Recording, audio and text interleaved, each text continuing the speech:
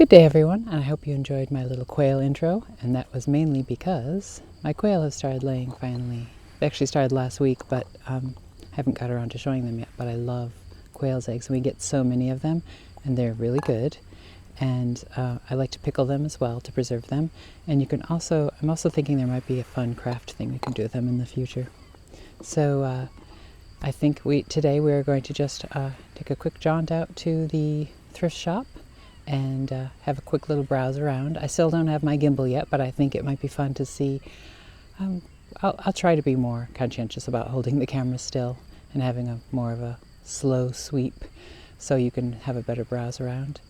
And and I think that I am going to premiere the next video on Sunday.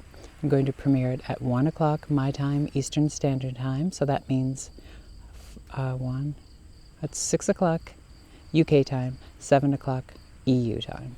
So yes, I'm kind of excited about that. And since I will be doing that on Sunday, then Monday's vlog will go to Tuesday. So I think I'll start doing Tuesday, Thursday, and Sunday. And if the Sunday premiere goes well, I'd be happy to do it again. So we'll just see how that works out. All right, well, let's get started and head out to the thrift shop and see what fun things we can find. I thought we'd head out to a different thrift shop today. And again, it's more on the thrift shop, slightly junk shop side, but things are clean and well organized. And there are a lot of things in here. Now, I still haven't got my gimbal, so I actually tried filming as slowly as I could, and even with that, when I came back and started editing, I could see that the movement was still probably somewhat shaky. I can't do much about the shaky. I've tried stabilizing in post, but instead I've simply slowed down the video some, so obviously it looks very slow, but this way, you know, besides the thing I'm talking about, you can also look at other things around the area. Like I was looking at this sweet little desk, which had these darling little carved sort of acorn handles. But there are some other lovely wood things around it. Although I need to stop saying lovely and little. It's funny how you pick up your words you use often. And actually there are some really pretty brass or copper things in the background. But this table here was what I was looking at. It was, they're asking $45. I probably could get it for probably about $35 or so. And they had a little blue and white section. Some of it was just very modern, but this was a pretty sort of a flow blue kind of container.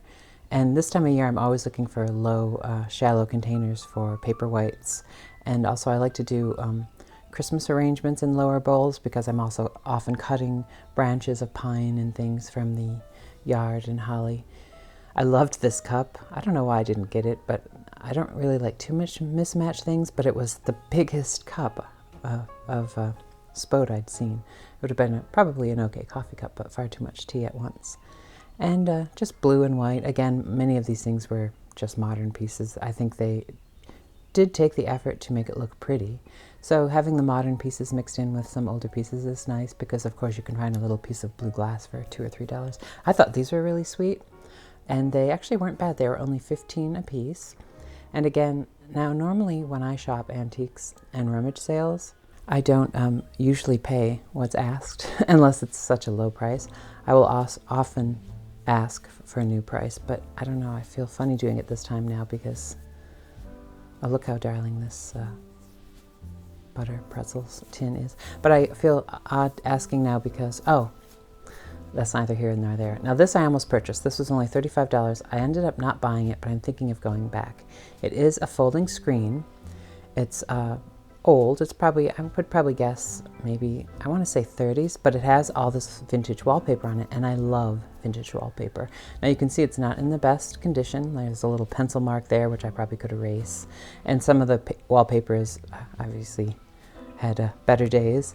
There's some water staining and things like that. But the color, which is not really picking up on the camera, was like that beautiful sort of bluey, green sea color that I so love, and I loved the pattern on the wallpaper and the fact that it had the sort of antelope design in.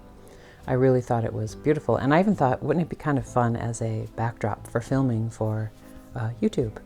So I took it out, I unfolded it, I walked around it a few times as you do, and I ended up walking out without it. And when I got home, I said to myself, why didn't I just buy it? It was only $35, but I am trying not to accumulate too many things. But I actually thought it would have been either sweet in the boathouse reno or even in another little surprise I may have for you on our premiere on Sunday. But look how beautiful the antelope is there, and the trees and the little ruin in the background with the palm trees. And I thought it was really pretty. And I would guess it's probably, I thought it was about 20s, but I think it's probably more like late 30s and 40s. And they had some lovely china, really like entire sets, really pretty. Nothing like, Limoges or even American Limoges, but just really delicate and pretty. And I thought that this one with the little apple blossoms was actually quite sweet. And they had the entire set, although there was no teapot, which I don't know. And I really like this set. This was very 20s. And I actually thought this would mix quite well with my American Limoges I showed you before for kind of that twee, cottagey, sugary sweet grandma's attic quality. I really love this piece actually. I thought, or this set. Again, if this had the teapot, I actually would have considered it just because it's really delicate and it had all the little gold filigree around it. You can see how pretty that is. So I thought about it, and it was a really good set. And this was just a lone little tureen, but it had such a pretty, very 20s pattern. 20s, I think, or maybe a little bit more nouveau. And I just thought the colors were pretty with that sort of pinky gray with a touch of yellow and a bit of green. And I'm a sucker for that cross hatching in gold. It always draws me in. This is a sweet little cabinet that I actually considered, and then the price was $150, and I thought even pricing it down, I would never pay that much for this tiny little corner cabinet. But it is a hanging cabinet that would have been super sweet in the kitchen of the boathouse reno. Like in the corner where the old cabinets, the old 1980s cabinets are hanging up, those are coming down and I'm doing open shelves, but that would have been sweet sort of in the corner. And this is just a quick sort of a scan to see the type of how deep the shop was. Oh, and then I was so excited because I knew there was a vendor that does vintage things, and I've bought lovely vintage hats here before. So I was really excited when I saw these because I immediately thought, oh, these are 20s cloche hats. But they unfortunately were not 20s. They were that time period in the 60s when they had a play on the 20s, but they made a cloche hat, but instead of it fitting down over your head as it should do, as a cloche is meant to, it sits on the top of your head. And I always think I look ridiculous with this. I'm already quite tall with this big cloche sticking off at the top of my head like I'm on some kind of prized asparagus in the garden or something. So unfortunately I did not get them. Oh, and I collect these little puts, Occupy Japan, like 1950s little houses, and they're always quite expensive around here. They're very dear. I don't know why. I guess they're just popular. So they had some there, but it was $50 for the entire set, and that's very much out of my budget. But I just wanted to share that I'm excited about Christmas. I went to the shop next door, which is more of a painted furniture, and it's a little bit more high-end in that the prices are higher. But what they do, which is kind of fun, is they get in pieces of furniture that they paint. So mixed in with their own painted furniture, they'll also have the furniture for sale unpainted if you choose it that way. These chairs, oh, I love these chairs. I actually thought about these for Bunny Hall because I have a pair of chairs that have been a placeholder in this house for a while, and I would love to replace it with these chairs. But when I looked at the price, they were $150 on each chair, so I wasn't sure if that meant for the pair. And I just I can't really afford to spend the money now.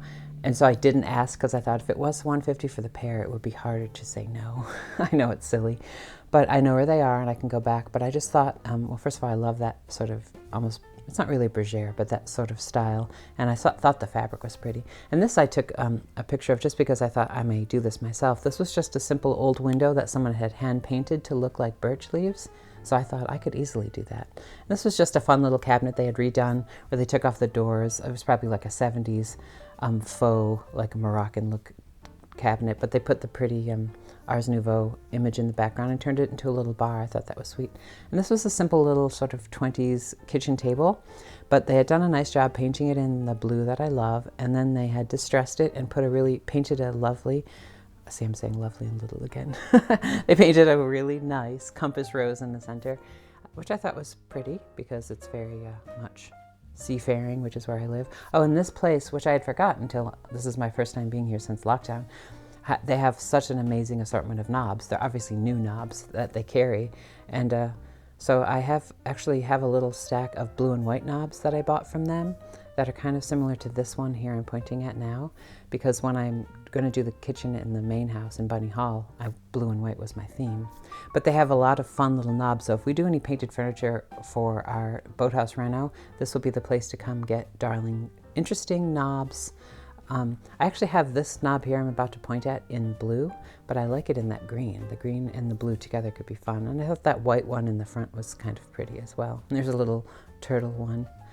So yeah, they have a pretty good collection. Again, this isn't really antiques. Oh, but they had this piece, which of course is for sale as is, or you can pay more to have them paint it, which I would not paint this piece. I think it's beautiful. And I think it was around $300, which is still a little high in my budget, but I think very much a fair price for that. It was in great condition. I loved the little mirror. Well, that's our trip today. I know we just took this walk the other day to the dock, but I just thought it would be fun for now to come down and show you how drastically different. And this isn't even the lowest tide. We're getting tides that will get a tiny bit lower just because of the phase of the moon. But if you'll recall, although now I'm down further than the front of the boathouse. But if you will recall, when we walked our last trip to the dock, there was no beach at all. And all the grass here, which is turning its lovely autumnal bronzy copper color, all of that was under the sea. And our large boulders, you can see the mist in the background. Our large boulders were just about above that top black line you'll see as the sort of the high tide mark. But today you can see so much more of the railroad tracks that we used to use for the sailboats are exposed. I'm sorry if my camera's a bit shaky. I finally ordered a gimbal, and they are not cheap, but I had to get a less expensive one, so we'll see how it works. But for now I'm trying my hardest to keep the camera still. But here you can see, remember when we were here last time, the water was up to the dinghy and much of the railroad tracks were covered. And of course all the grass was underwater. And I'll just step over here. If you'll remember as well, all we had for our beach when we came down our path here from the boathouse was just this tiny, tiny bit here. And then as we reached here, all of this was underwater. You can see how far up the sea, when it reaches its severe high tide in the new moon, how far up it pushes into the lower field. But I just thought it would be fun to, now I know we just took a walk, but we just took this walk the other day, but what a difference it makes. And also then it was quite windy and the waves were splashing and the sea was playing its xylophone on the dock. But today, except for the crunch of my wellies on the shells, it's so quiet and still. A fish just jumped.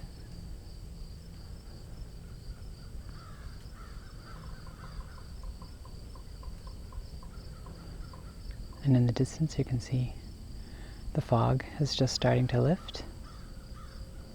And this direction over here, which I'm pointing currently, is if you follow around the edge of our point, those houses over there are on a different section of another point of land coming out into the sea. But if we were to follow our point around, we would go back to the other little inlet that I walked you through when we walked through our wood. So here we are going back towards the dock.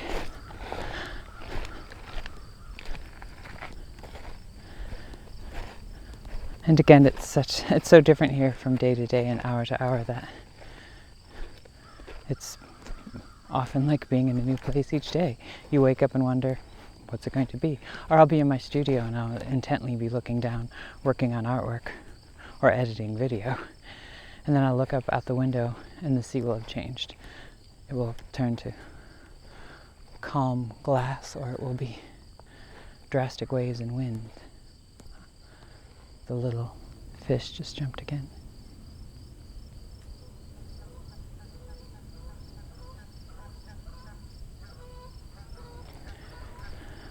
Also, I noticed our neighbors, who normally are gone now until, well, they come back for the holidays for a few weeks, but usually their boats have been put away for the season. But I noticed the other day they took their power fishing boat out of the boat dock, which I thought was all locked away for the season, although I don't see the sailboat, so that must still be put away. Of course, our boathouse is sadly empty of any boats, but I won't think about that. Instead, I will take you to the beauty of the dock. And what's amazing at this point, at the low tide, is again another lovely opportunity for artwork. Look at the pilings, and you can see the cross beams below. Now all of that was hidden, and where we're walking now was under about 2 feet of crashing waves. And the floating dock of the fishermen and their boat is now settled down much lower. And you can see the little swim ladder at the end, which I've used many a time. This is our neighbor's dock, but they let quite a few people use this on the point, other people who don't have docks or their sea frontage isn't as accessible to a good swimming hole.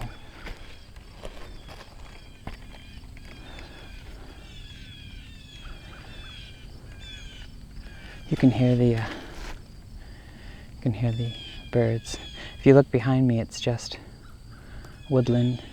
It's the neighbor's lower field, and then some woodland, and then it rises up before you get to their house.